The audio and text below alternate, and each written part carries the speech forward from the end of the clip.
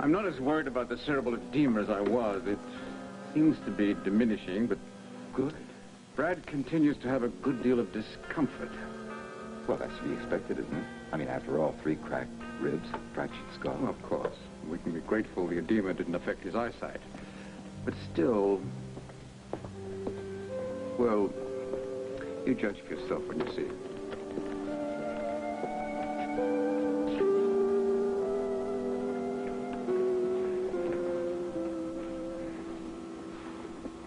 How are you, Brad? Not too bad, Ned. Except I'm sore all over. What could be causing that? Well, maybe just a few extra bumps and bruises that you hadn't been aware of until now. I'm a little concerned, Dr. Wilcox. The temperature was normal at noon, then just suddenly spiked up there. I thought the monitor might be off, so I checked him by mouth just to make sure. You didn't tell the patient? No, of course not. All right. Let's check it out. Mr. Clayton, I really do wish that you had not told Dorian Lord that you were Tina's father.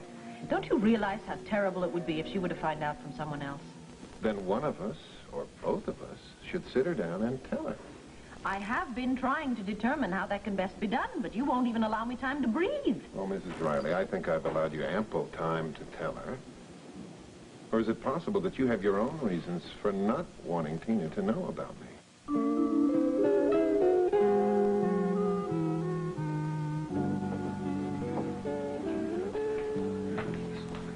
I'm going to be taking the exercise class, but I just had to stop by and ask you how Brad is. Well, he's doing fine, last I heard. It's going to be a long, hard pull, though. Would you tell him that... Tell him that I send him my best. Thank you. Of course I will. Good. Well, I better get changed if I'm going to be taking that class.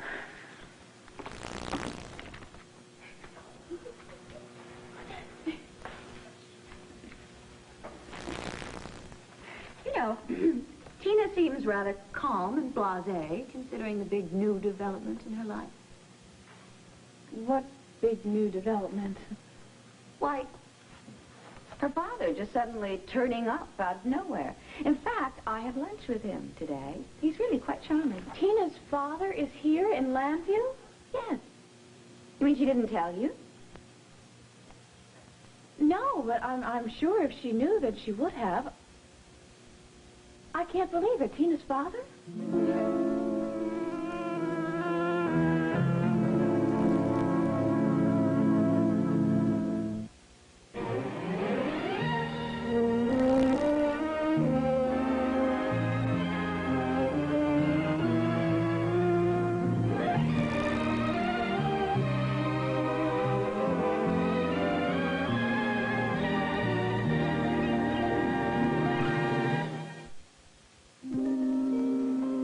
Sorry to cut short your visit, Dr. Vernon, but I want to make some tests. I want a CBC, chemistries, 2 blood cultures, urinalysis, and a chest X-ray. Yes, sir. What is this? I thought you guys were through running tests. Well, a doctor for a father, you should know better. We've never finished running tests. That's right. Actually, your temperature's a little high, and I just want to find out why. Maybe that's why I'm aching all over. Possibly. Walk you down to the elevator, Dr. Vernon? Right. Brad, I'll stop by again the first chance I get. All right. Thanks, Dad.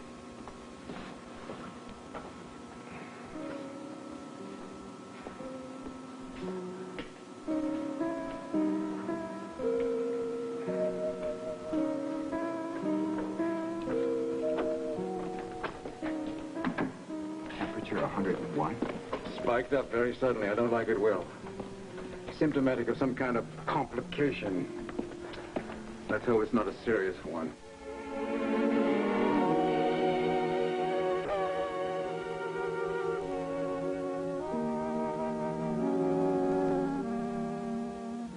Mr. Clayton, why would I want to prevent Tina from learning about you? To keep her for yourself, of course. Oh, you speak as if she were my possession. Oh, no.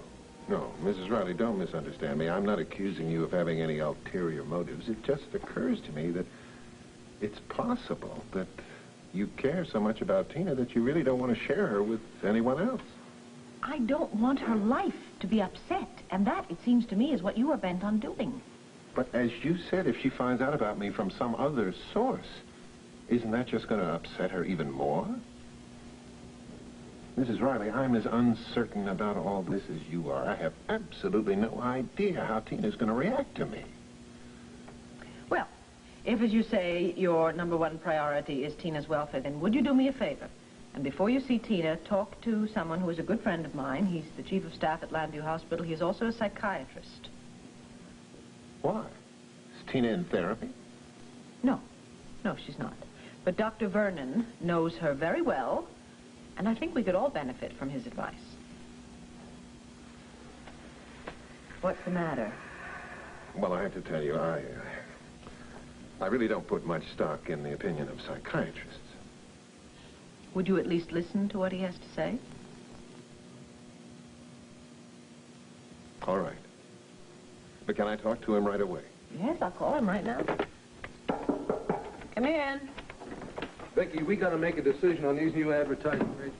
Oh, sorry. I didn't know you had someone with you. All right, Clint, this is Ted Clayton. This is Clint Buchanan. He is the executive editor of the Banner. How do you do, Mr. Clayton? Nice to meet you. Clint knows who you are. No? Yes, I told her not to move too fast. It's been my experience that it never hurts to sit back and consider all sides of the situation. Well, what's to consider? I am Tina's father. I guarantee you I'm not an apparition, and I'm going to be around here for a long time. You see, Mrs. Riley, I want my daughter's love. Now, I promised you that I'd talk to Dr. Vernon, and I will do that, so don't worry. Pleasure to meet you, Mr. Buchanan. Mrs. Riley, would you ask the doctor to call me at the hotel? Soon.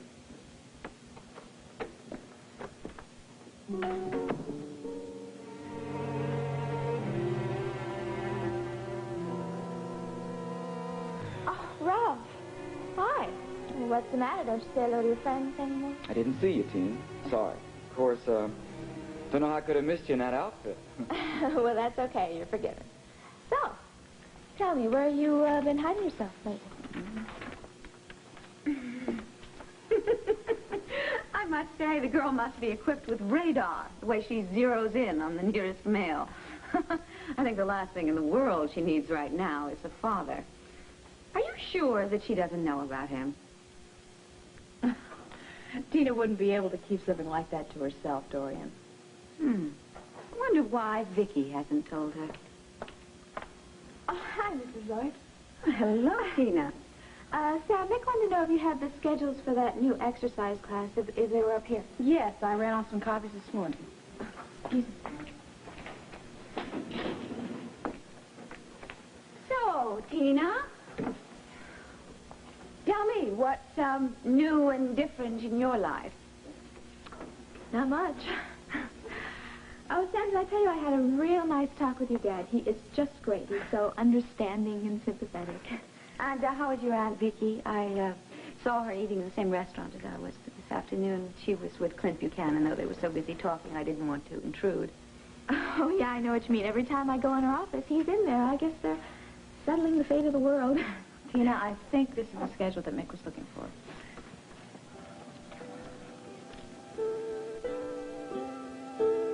Dorian, you'll be a lot happier when you stop interfering in other people's lives.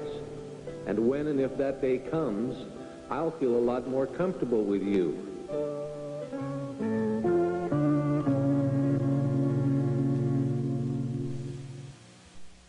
The nerve of that man. Really, the nerve of him. He completely ignores his daughter for 16 years, and he shows up here and expects me just to kick over the apple cart. You know what? What? I think you ought to hire yourself a private investigator and let him go to work on Mr. Ted Clayton. No, I don't think so. Why not? Because he would find out he was being investigated, I would be the natural suspect, and I would certainly feel a backlash. You mean from Tina? Yes, from Tina. She's going to find out someday. And even as difficult as she's being right now, I love her very much, and I don't particularly want to do anything that would turn her against me. Oh, Clint, I wish Joe were here. He would know what to do. He could talk to the man. He could size him up.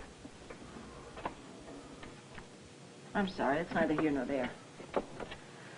Well, thank you for all your help. I'm sure I'll find a way to deal with this. Of course you will. Let me make some inquiries on my own. Does Richard know about this? Yes. Good, then I'll put him on it. I won't bother you with this now. You can look it over at your convenience. Thank you. You know, the terrible thing is that I can't stop Tina from going off with a total stranger. I mean, I can't forcibly detain her against her will, can I? I guess the only thing to do is to try and reach Dorian, see if I can't stop her from spreading that story around. She said she was planning on spending the afternoon at the health club. You can probably reach her there. Thank you.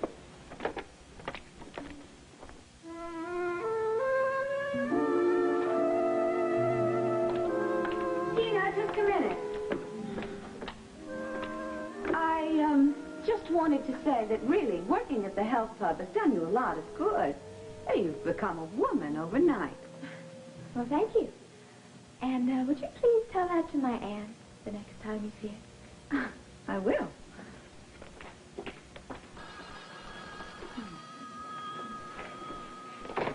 Llanview Health Club. Sam, it's Vicky Riley. Do you know if Dorian Lord is there? Yes, Vicky, she's right here in the office. Could I have a word with her, please? Certainly. Hang on a minute. Dorian, it's Vicky. She wants to work with you. I wonder what she wants. Well, I'll be downstairs. I'll be right back, though. All right. Hello, Vicky. What an incredible coincidence. I was just talking to Tina before you called. We were having a delightful conversation. You were? Yes. Oh, she's become so grown up, so mature. But you know, I was amazed when I found out that you hadn't told her about her father. Dorian, that's the reason I am calling you. Oh, don't worry. I didn't say a word. But I can't understand why you're keeping it from her. Miss Ted Clayton seems like such a charming, such an attractive man. I don't see why she wouldn't welcome him with open arms. Dorian, I sincerely appreciate your not telling Tina. I assure you I intend to break the news to her when I think the time is right. Now, her father and I have been in touch, and we have agreed to handle this in the way that will be least hurtful and least shocking to Tina. Well, don't worry. I won't tell another soul. Thank you, Dorian. Oh, my goodness, I just realized. I did say something to Samantha. This was before Tina came in. You see, I was sure that Samantha knew because she and Tina are such close friends. Ah, dear. Is she nearby? Could I speak with her? She just left the office, but I'll tell you what. I'll see if I can find her for you. Okay, hold on.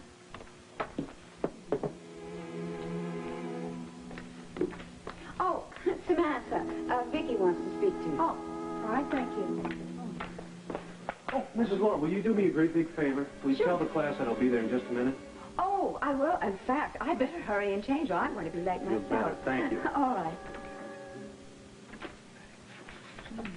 Oh, Meg, you didn't have to come down this trouble. You didn't have to come up here. And, well, in fact, why don't I take these schedules and I can pass them out to the people as they arrive.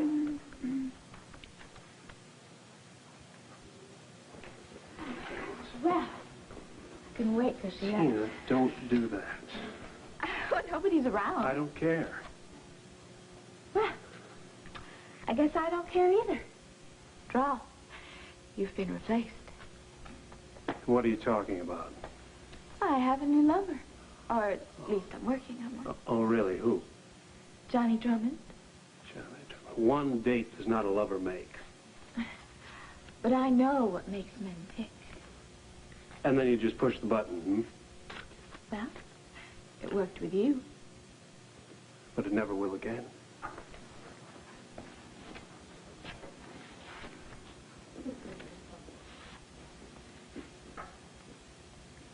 That's what you think. Right, Vicky. Well, don't worry. I won't say a word. Thank you very much, Sam. I knew I could count on you. Bye-bye. Well, we bought ourselves a little bit of time at least. Neither Dorian nor Samantha have said anything to Tina, and they promised that they wouldn't. Vicky, I've got Clark Williams in my office. Abbott, don't you ever knock anywhere? Oh, I'm sorry, Vicky. All right, all right. Well, listen, isn't this the guy that you wanted to sign for that new column? Yes, Richard, but... Well, we can't take a chance on losing him. Now, look, I just thought that maybe if you just go out in the hall and stroll by my office, just happen to see him in there, go in and introduce yourself.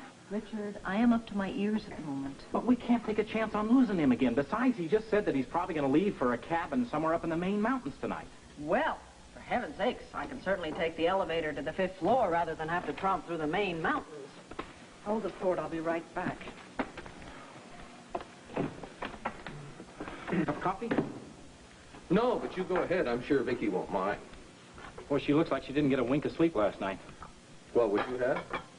You know about Ted Clayton, don't you? No. What's going on with him? Well, the cat's damn near out of the bag, that's what. Now, we gotta move fast. We? Yes, we. She vetoed my suggestion to hire a private eye to check up on Clayton, so I want you to do some detective work. Quietly, if that's possible for you, and see what you come up with. Gotcha. Now, look, you're staying at the Ambassador Hotel in Philadelphia. You can start there. Okay. And Abbott, don't mess this one up. Don't worry, I'll be so discreet, I'll be practically invisible. See you later.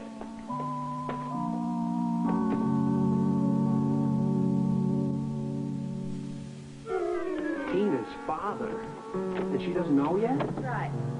But the problem is that Dorian does. She met him this afternoon, and somebody introduced him as Mr. Clayton, and... Well, you see, Vicky just doesn't want this information to go any further. Well, I certainly won't tell anybody. You know something? This might be exactly what Tina needs. To distract her from us a little bit. Give us a little time alone, maybe. Wouldn't that be nice? Carla, this is beautiful. Oh, Jack brought it from Africa. On a camel safari in Kenya before we were married. You sure you want me to have this? I'm going to keep a few pieces for myself, but I want to give most of them to friends and people that he admires, and a few museums. Thank you very much. Did you know that he tried to get you as head nurse on his service before you came back? No. Of course, Peter Jansen wouldn't hear of it. I really wish I'd known. Plus the fact my life might have been a lot less complicated if I hadn't gone back to work for Peter. Jenny, I don't think so. I don't think it would have made any difference. One thing I've learned these last few years, you can't run away from your feelings. Yeah. Well, when do you think you're going to be able to come back to work? I don't know. There's so much to do, settling Jack's estate. Can't your lawyers do all that? Yes, but I would prefer to do it myself. Must be very difficult for you. I consider it a labor of love. I want to do whatever I can to perpetuate his memory and inspire other people to follow in his footsteps. I'm sorry. I didn't mean to get into a speech. That's okay. So, I understand that Karen has been discharged, and she's back at Ina Hopkins. Yes, she's very happy and excited to be back on her feet again. And, of course, all her friends are there. Oh, yeah. Though I must say... What? I don't quite understand why Ed continues to live there, especially since he wants to get elected as lieutenant governor of the state. Well, it never seemed to me the type that would put a lot of stock in appearances. Oh, that's not quite the point. You see, the voters do. They pay a lot of attention to appearances and to a candidate's associations. Well, it's none of my business. How's Brad? Well, he's doing, I think, as well as can be expected. It's going to be hard for him. Ma seems to feel that he's turned himself around. He took religious instruction while he was in prison, and, well, he has a lot of plans for himself when he gets out of the hospital. And in the intervening time, of course, you can reassess your situation. Yeah. I think that things happen for the best. I just wish that I had had another chance, a second chance in my relationship with Jack. Oh, well, I didn't want to get into that subject again. May I look in on the baby before I leave? Twist my arm. Okay.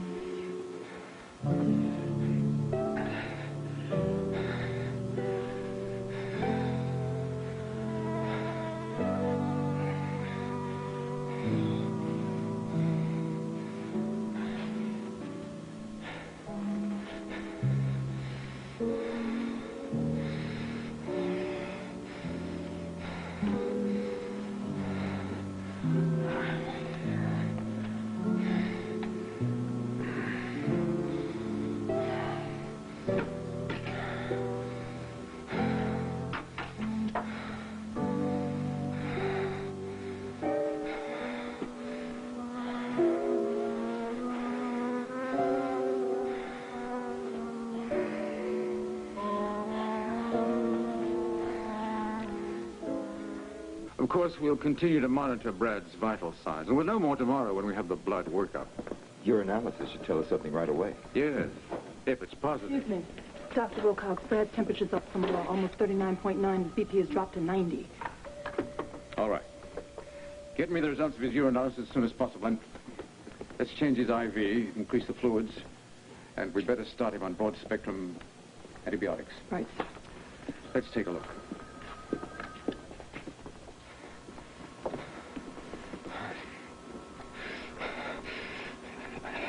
I feel really strange, Dad. What's the matter with me? I feel like I'm burning up. Well, your temperature's gone up a little bit, Brad, that's all. We're trying to pinpoint the reason for it. Probably some minor infection. Look, Brad, there's nothing to worry about. Everything's under control.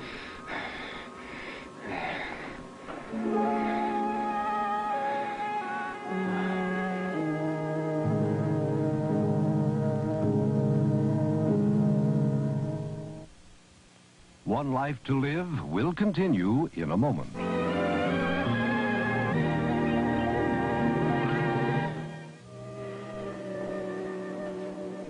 Of course, in most child abuse cases, the kid is usually so scared his parents are going to retaliate when they get him home. I know. Do you know when I asked him how he got hurt? Poor little fella bit his lip, burst into tears, and wouldn't say another word. Yeah. Captain Hall? Hmm. The resident on duty says that you can speak with the little boy that we brought in. Good. Give them about 10 minutes to let him get settled, and then check with the floor nurse. Okay, right. Thank you. Oh, nurse. Listen, how is he? Do I dare ask Ed about Mary? He's so sharp, if I even mention Jenny's baby, is he going to guess the truth? Well, okay. Thank you. Thank you. Oh, boy. Well, looks like I'm not going to make my dinner appointment tonight. Oh, something special? What, dinner? Oh, yeah. Katrina's cooking up something special for Karen's homecoming. Ed, what's your opinion of Katrina Carr? Oh, I think she's a terrific lady. A little flaky sometimes. Well, you think she's got her personal problems squared away? What kind of question is that, Doctor? Trust me.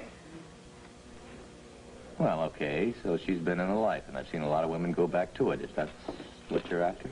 Well, I know a lot of them get out of it and stay out, don't they? Yeah, Karen did. Of course, I guess she's kind of a special case. She had a lot of support from Larry. And... I hear Katrina has a new boyfriend. Uh-huh. Yeah, she's going with a guy. Well, don't you think that might help her settle down? Yeah, well, it might, except she has a little problem with men. I mean, trying to sustain a close relationship, you know. This guy gets too serious, she just might take off. Plus the fact she's always been a rebel. Keeps bad-mouthing conventional relationships like marriage. Yeah, but that could be just talk, right? Hmm. And maybe she secretly envies anybody with a successful conventional relationship. Yeah, that could be, Look, we're sounding like a couple of amateur psychiatrists, you know. What's this all about? Ed. Hmm? Oh, hey, Richard. I'm glad I finally tracked it down. Yeah. Hi, Peter. Hey, how are you, Richard? Have you got a minute? Sure. Tell you what, why don't you take my seat, Richard? I've really got to get back to work. Peter. I'll tell you what, we'll talk about that later, all right, Ed? Hello, Peter. How are you? Good. Dr. Wilcox, how's Brad Vernon? Not good. Temperature's up, BP down. I'm afraid of septic shock at this point. What do you think it's kidney failure? That's one of the possibilities. We're running tests. Okay. Will you keep me informed? Sure will. Okay. So I was hoping you might be able to help me. Okay, so what's the problem? Clint wants to know everything we can find out about a man named Ted Clayton. Apparently his first name is Theodore, although I'm not even sure of that. Well, what else you got on him? He's in his early 40s, apparently in the import-export business, currently registered at the Ambassador Hotel in Philadelphia, and has a home address in Seattle. And I was hoping, Ed, you might be able to do just a little informal check for us. Well, maybe. You give me a good reason. Well, he claims to be Tina Clayton's father. Vicky, I assure you that he volunteered the information, and he in no way indicated that it was supposed to be a secret. I believe you, Dorian. Oh, well, thank you. And I hope you will keep it in strictest confidence, at least until I've told Tina. Oh, I will. I promise. But if he is going to go around town just dropping this information on everybody he meets, then... Well, I know. I'm going to have to move fast. Tell me something. What did you think of him? To tell you the truth, I was rather impressed by him. In what way? Well, he's very gentlemanly, very well-spoken. He's certainly very knowledgeable about his business. Which he told you was what? He's an importer of art objects from the Far East. Well, at least that jives with what he told me. Oh, it's the truth. I met him through Dr. Franklin. Ted Clayton has a Buddha that the museum wants me to buy for them. Is it valuable? 15th century. You know, Dr. Franklin was very impressed with Ted. He said even before the museum had the piece authenticated that Ted knew its exact dollar value. Vicky, why do you think Tina will be so shocked about her father? Does she think he's dead? She's never known for sure. He left the family when she was 3 years old, and there has been no contact ever since. That's been a long time. Yes. So you can imagine how traumatic it could be for her, and how shocked she might be when she finally comes face to face with him.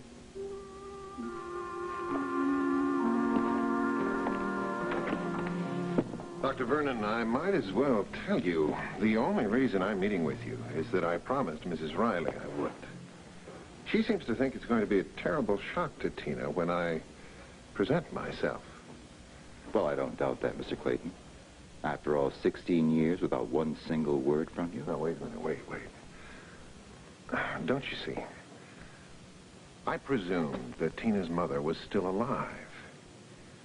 And you have to understand that when our marriage broke up, there was a great deal of bitterness on her side. It was not the kind of situation where I could just drop in casually from time to time, or even keep up a correspondence. But that's all in the past. The point here is that I somehow have to convince Mrs. Riley that the longer she postpones this, the worse it's going to be when I walk in and announce myself to Tina. And I promise you, that is my intention. And my patience is wearing very, very thin.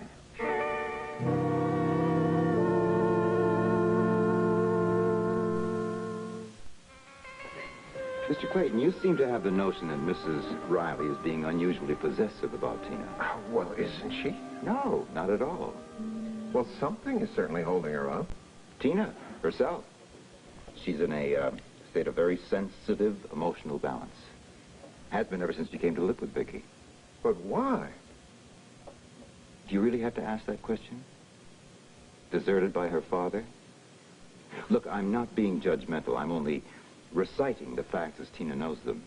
At 17, her mother dies, and she is thrust into a family of strangers. On top of what you may or may not know, Mrs. Riley's husband with whom Tina had become very attached, died last winter. No, I didn't know that. All right, well, perhaps I can't understand the cause for Mrs. Riley's concern, but still, Dr. Vernon, did you ever know my late wife? Briefly, yes. Very lovely woman.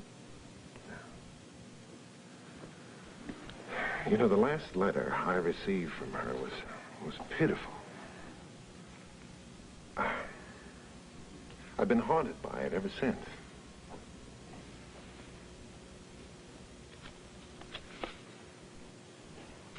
Mr. Clayton, tell me a little about yourself. Well, why should I? Well, the more we know about you, the better Vicky will feel. Well, what would you like to know? Any relevant facts about your life in the past 16 years? For example, did you ever remarry? No. Why not? Well, I never met the right woman. Frankly, no one could ever measure up to Irene. Well, if you cared for her that much, why did you leave her? Oh, no, I didn't. Well, I am the one who moved out of the house, I admit that, but you have to understand that we were growing apart long before that, Dr. Vernon. And of course, as soon as I moved out, Irene moved back with her family right away, which is what she'd been wanting to do all along, I think. And you feel they interfered? They maybe turned her against you? Oh, yes. I was always an outsider. They never approved of me as a husband, socially or financially or any other way. They disapproved totally when Irene left college to marry me. But I left the seminary for her. I left the priesthood for her. Look, I don't see the point in going into all of this. Is it really that painful? Yes, yes it is. Is that so hard to understand? All right, Mr. Clayton. I won't bother you any further. Thank you for your time. Well, what's the verdict? Verdict? Are you going to recommend me to Mrs. Riley? Am I finally going to be allowed to see my daughter, or have I just jumped from one power and wealth situation into another one? I'm sorry, I don't understand. Irene's family took Tina away from me before. Is history going to repeat itself? Is Mrs. Riley going to try to do the same thing?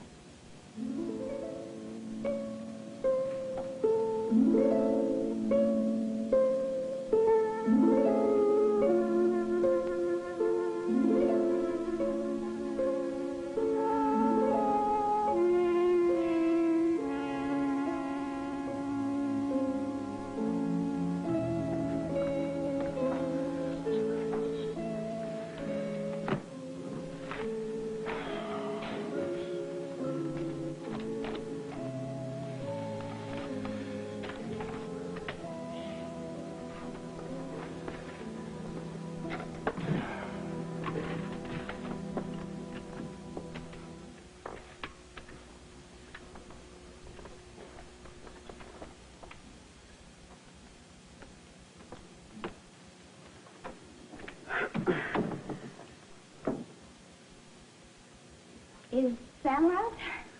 No, she isn't. The hospital called. They had some sort of emergency about Brad. How bad? I don't know. She didn't wait for details. She just left. Nick, what do you think would happen if Brad... Well, you know, do you think Sam could handle it? I think she could. With my help.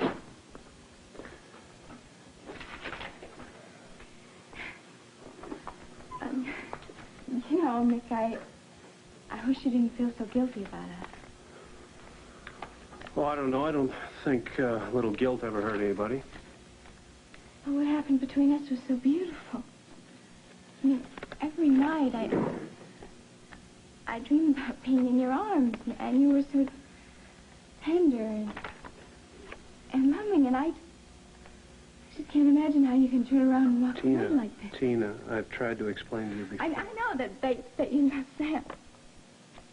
But how can you love her and make love to me?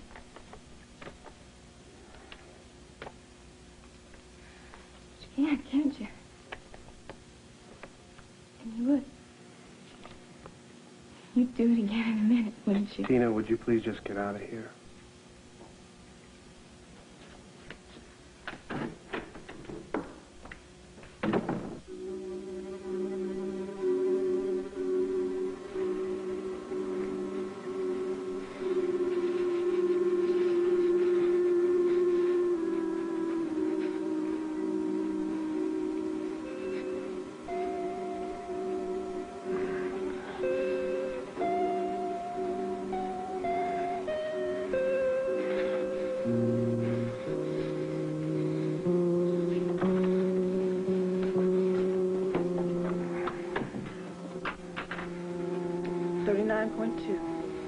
What's the matter with me? I'm just cold. Doctor, can't you do something?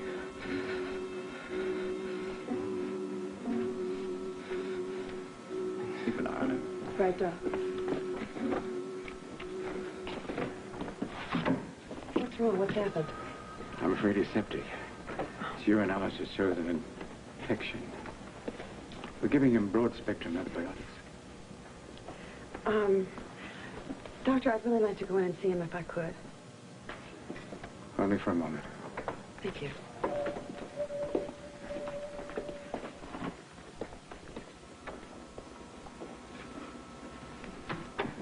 Hi, Christine. Hi, Jenny. Hey there. How are you? Hey, what is this? I thought we made a deal. No pity. And no visits for a while. Well, I was just in the neighborhood. Yeah, well, lucky for me you were. Oh, it's a good thing I'm married to a nurse. I seem to need one more than most people.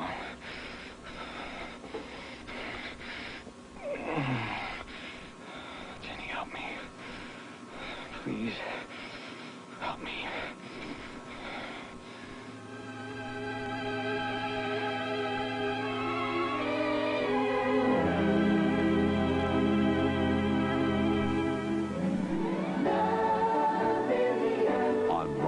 Kindly spare me the information that I'm old-fashioned. I know very well that I can't control your sexual urges and that you will sleep with whomever you want, but not in my home.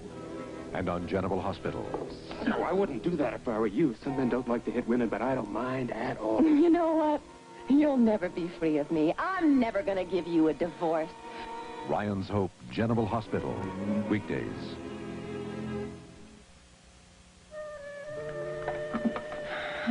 I can't imagine where my father is. You know, he's supposed to meet me down here at 6 o'clock, and I don't know, Dr. Wilcox is too busy with Brad, so he can't tell me anything either.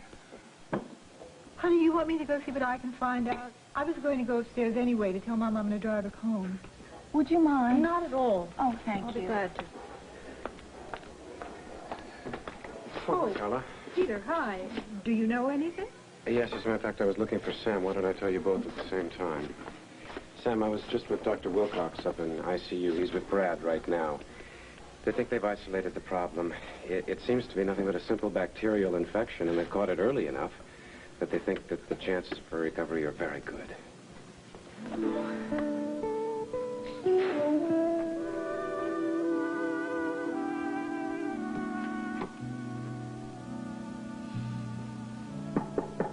on in.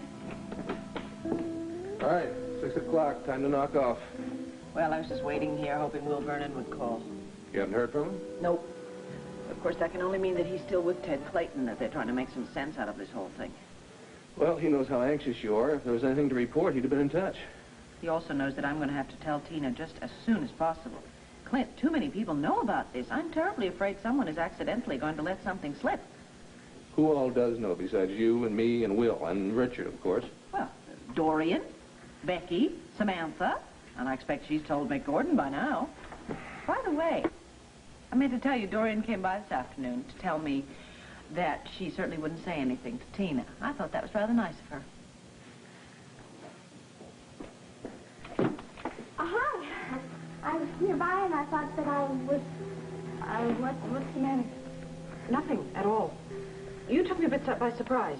Why don't we go home?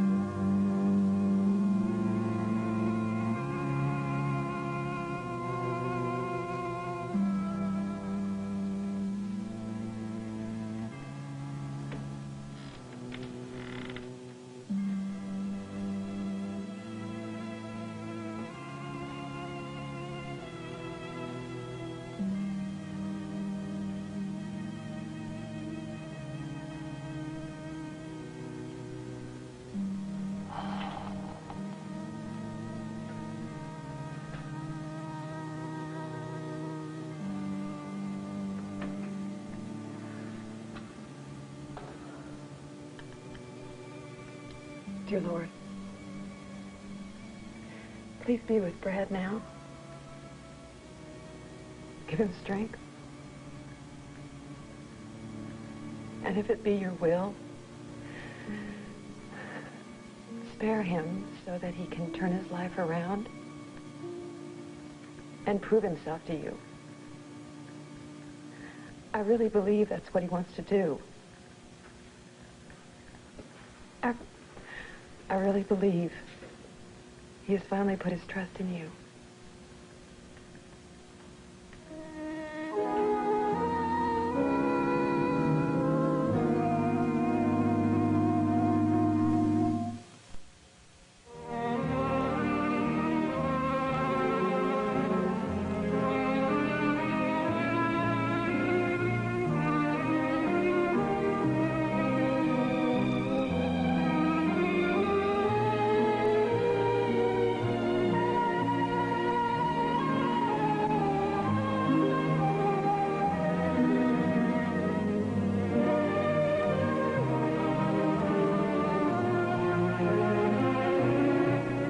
Tomorrow, Mort comes up with a wildly funny medicine when he discovers he's allergic to Mindy on Mork and Mindy.